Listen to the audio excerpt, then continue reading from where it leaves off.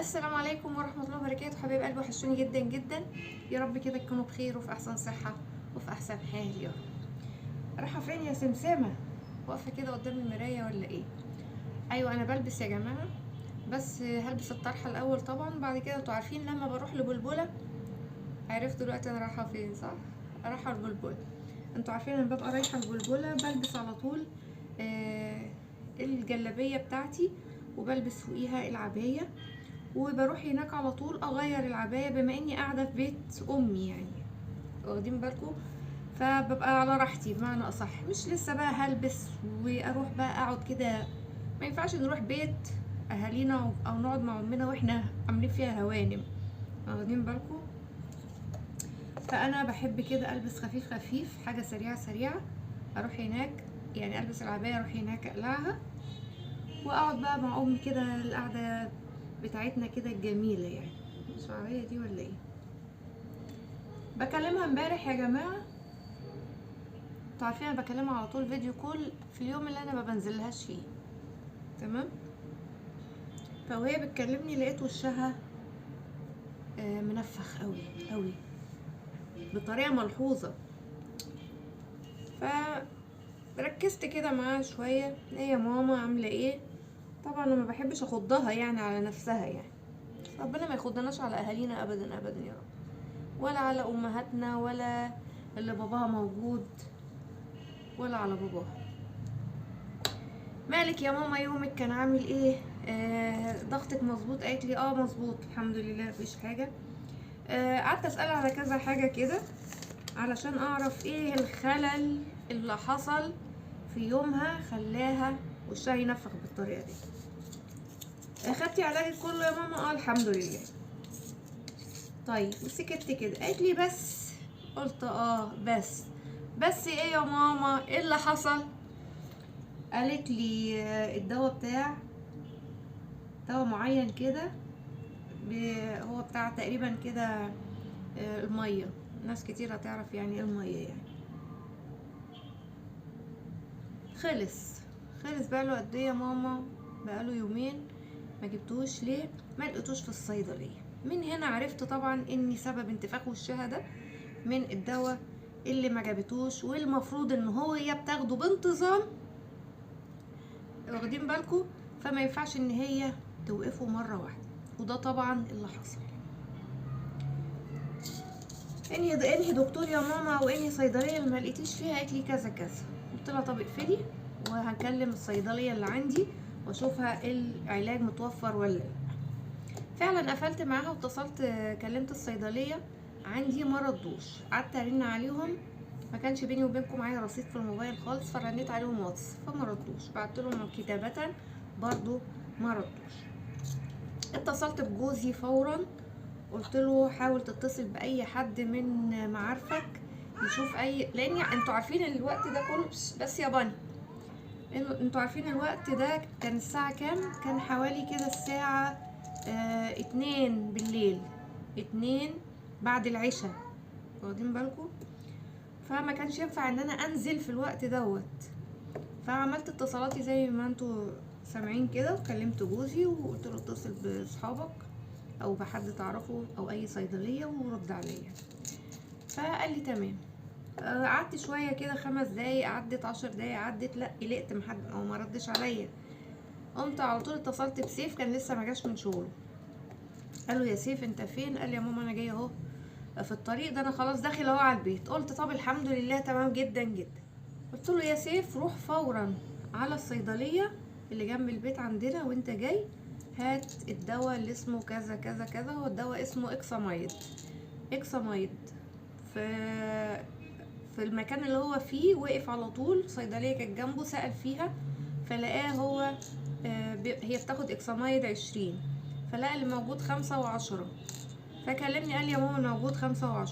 قلت له لا مش هينفع، هي بتاخد 20 وما ينفعش تاخد اي نسبة اقل من كده. المهم قلت له جنب البيت عندي في صيدليه، يعني المكان اللي هو فيه سأل في الصيدليه وهو جاي في الطريق. واما وصل عند البيت راح على الصيدليه اللي جنب البيت عندي وسألهم، اتصل بيا على طول قال لي اه يا ماما ده موجود هنا. قلت له بسرعه هات علبه الدواء. قال لي هجيبها دلوقتي. طب هتوديها ازاي؟ قلت له لا، ما انت على طول انت اللي هتوديها. طبعا ما كدبش خبر وخد بسرعه الدواء، علبه البرشام الاكساميد، وبسرعه قام رايح على سته. كنت انا اتصلت بيها على طول وقلت لها يا ماما انا لقيته، سيف هيجيبهولك دلوقتي. تمام. طبعا العلاج ده المفروض ان هو بيتاخد على ريق. انا ما كنتش اعرف، هي بتقولي خلاص يعني ينفع اخده دلوقتي؟ فقلت لها مش عارفه. فبسرعه اتصلت بجوزي عشان هو بياخد نفس العلاج بس بنسبه اقل. سالته قال لي لا ما تاخدوش دلوقتي خالص، لازم تاخده على الريق. فبسرعه قفلت معاه واتصلت بيها وقلت لها تاخدي العلاج يا ماما على الريق الصبح، اول ما تقومي الصبح ان شاء الله باذن الله تاخدي علاجك. فوقد كان سيف على طول قام رايح اداها العلاج وخد بعضه وجي. وهو جاي كمان قلت له عدي على نفس الصيدليه وانت جاي هات علبه كمان، منعا لاننا ممكن ما نلاقيهاش بعد كده وتبقى ناقصه من السوق فتبقى موجوده عندها. دلوقتي طبعا انا صحيت من النوم يا دوبك كده فطرت، هاخد بعضي واروح لها.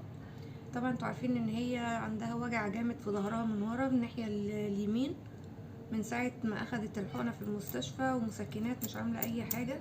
فمن وقتها لغايه يومنا هذا قلت لها ما تعمليش اي حاجه وانا هاجي اعمل لك كل حاجه.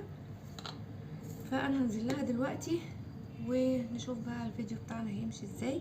ودعواتكم كده الحلوه، وشكرا لكل الكومنتات الجميله اللي بتجيلي. كتر الف الف الف خيركم، متحرمش منكم ابدا يا رب.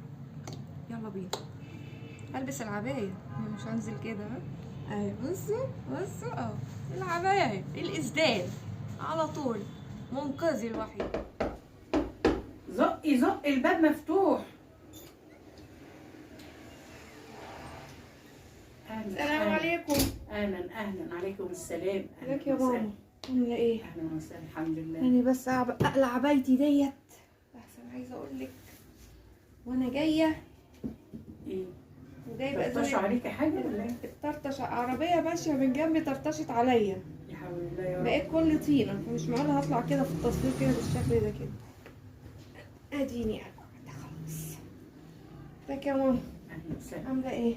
الحمد لله. انا ما افتح النور. وشيلي النبي دول في ايديكي. اهلا. ازيك يا ماما؟ اهلا وسهلا. عامله ايه؟ الحمد لله. الحمد لله. احسن. انتي عامله ايه؟ خضتيني عليكي، خضتيني فعلا. ايه اللي حصل؟ شفتي؟ ايه ده يا ماما؟ فيها يا شفتي ماما؟ انت كان وشي عامل ازاي؟ ده انت انا والله العظيم اتخضيت، والله اتخضيت. الحمد لله. بس ما رضيتش اخضها. ليه بس بقى؟ حاولت ان انا اعرف ايه الخلل اللي حصل، زي ما بقول لكم كده، ايه الخلل اللي حصل في يومها. لقيتي ايه؟ لقيت ان هي في نوع دواء ما بتاخدوش. ده يومين اللي ما خدتوش، يومين 3 مش لاقياه. انت شايفه دخنا ازاي في الصيدليات عليه؟ قوليلي كنت من يومين كنا اتصرفنا، انما ما نقعدش يومين بحالهم. يعني انت سالتي ما لقيتيش؟ لولا سيف الله يخليه ويبارك في عمره لقاه في طريقه وهو جاي. الحمد لله. انا بتكلم على اني برشام الدكتور كاتب لي عليه، وقال لي بقى الدكتور لما اتصلت بيه قال لي خدي في بديل كذا كذا. انا ما بحبش البدايل، بحس ان مش هيبقى زي الاساسي. ده اكيد طبعا. مش عارفه ليه كده بقى. بتبقى الماده الفعاله ضعيفه شويه، اضعف شويه. ما بحبش اي بديل يقول لي خديه، بحس ان هو بيدينا اي كلام. المهم بعد ما خدتيه حسيتي بايه؟ لا الحمد لله، والله الحمد لله. نزلت يجي 200 لتر ميه. الحمد لله. 200 لتر. فعلا تحسوا ان هي بصوا وشها كده، ده كان منفوخ وشكله غريب والله. والله العظيم انا اتخضيت. هو اللي كان عامل لي الالم في جنبي كمان. ده اكيد ضغط الميه في الجسم يا نهار ابيض ممكن يعمل الم في الضلوع. وانا مستغربه، طب الالم ده من ايه؟ خدت البرشام اللي هو 1000 مللي ما عملش حاجه. دي نيله ومسكنات وما إيه عملش اي حاجه، لغايه ما قلت للدكتور يا دكتور انا مش لاقي يعني ما جنبي زي ما هو والالم زي ما هو. بس حسيت يوم كاتب لي ايه برشام، يقول لي مش هتلاقيه غير عند العزبي. ده ايه ده برشام؟ ايه ده برشام؟ ايه؟ مسكن تاني؟ يعني مش علاج؟ طب ما ايه ما جبتوش؟ اسال قال لي 350. مسكن ب 350 جنيه. والله. يا صلاة النبي احسن. وبعدين قلت لا والله ما جايباه ولا واخداه. هو مش المشكله بقى السعر، المشكله ولا هنا ان المشكله انا العلاج عندي. ده اللي مش هو ده علاجي، ده مش علاجي اللي هو قال لي ده ب 350. انت حتى لو خدتي مسكن ما العرض موجود، بس مجرد ان هو بيتخدر، بس المسكن يعني بيخدر الالم. وانا اتخدر، ما انا موجود. واخده الانف يا بنتي زي ما هو الالم، انا مش واخده الانف. بتروقي شويه وبعد كده لازم علاج. ودهنتيلي لازم علاج. الموف. المرهم. طيب كريم مفيش. الموف ده يا جماعه تحفه جدا للعظم بصراحه، يعني انصحكم بيه بجد. بس بقى بس عايز يوميا. يعني انا بقى كويسه امتى وانا ايه نايمه بقى مرتاحه كده ونايمه على جنبي وما بتحركش، الالم مفيش. وانت مريحه خالص، ما بتعمليش مجهود على المنطقه. لكن اجي اقوم بقى اخش عشان اتوضى ولا اخش عشان حاجه تتعبي. الاقي الالم يا دي النيله وما بيروحش ليه. شفتي في حاجه مضغوطه يعني. ده انا واخده قد كده، ده والله لو فيل واخد العلاج ده كان زمانه بقى كويس. اعمل ايه؟ ندور بقى على ايه؟ على قلت ايه بقى الخلل يمكن اللي إيه؟ في يومنا. ما انا بقى فكرت، اه قلت يمكن البرشام اللي انا ما باخدوش ده. سالت الدكتور يا دكتور انا بقالي يومين ما خدتش اللي هو الاكسمايد. قال لي ليه ما خدتهوش؟ قلت له مش لاقياه. قال لي في بديل كذا كذا. اتصلت بالصيدلي قال لي موجود. قلت ده موجود مرطرط كده يبقى ملوش لازمه، مش عايزاه. يا خراشي. مش عايزاه. يعني يا الاصلي يا البديل بلاش. كتير كتير مرطرط. لا. والله العظيم احنا ما بيخففنا ولا بيعيينا غير عقلنا ده. والله العظيم. بس عشان التاني الماده الفعاله لما وهتلاقي قلت لك ارخص كمان يا ماما. قلتي ارخص كتير. يبقى ملوش لازمه. صح، هي صح. بيقول لي الشريط العلبه ب 28، يعني الشريط ب 14. قلت له شكرا. يا والاساسي اصلا ب 60 جنيه. شكرا. بس فربنا لا هو فعلا. قلت لك بقى وقلت لسيف ده كان جاي في الطريق والله، قلت له المكان اللي انت فيه وانت جاي كده بص على الصيدليه، فعلا كان في نفس الوقت نفس المكان فيه صيدليه. سبحان الله. ما لقاش بقى الصيدليه دي. اه فاتصل بيا قال لي يا ماما مفيش غير اللي هو 5 مللي و10 مللي. قلت له طب خلاص اما تيجي بقى عند البيت هتلاقي في صيدليه جنبنا اسال فيها. صيدليه بقى في الشارع اللي في الجنب جوه بقى. يعني تحسوا كده ان ايه مفيش رجل عليها. اللي بعد منك ولا اللي قبليه؟ لا في الشارع اللي جنبي قبليه. اللي بيحود منها الباص كده. شفتي السوبر ماركت؟ انت بتخشي من جنب السوبر ماركت شمال. قبل ما تخشي عندي في شارع تاني. قلت له اسال فيها هي ايه اللي هي متطرفه شويه جوه كده محدش واخد باله منها. فعلا راح لقى لقاه. يا ماما تمام. قلت له طب اطلع بقى على ستك الدور. والله الله يبارك لي يا رب. المهم يا ماما احنا هنعمل كيكه النهارده ان شاء الله. جبت لك البرتقانه اللي انت بعتيها لي مع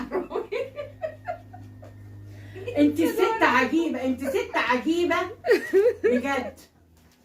يا ناس يا عالم يا هو البرتقانه تروح لها.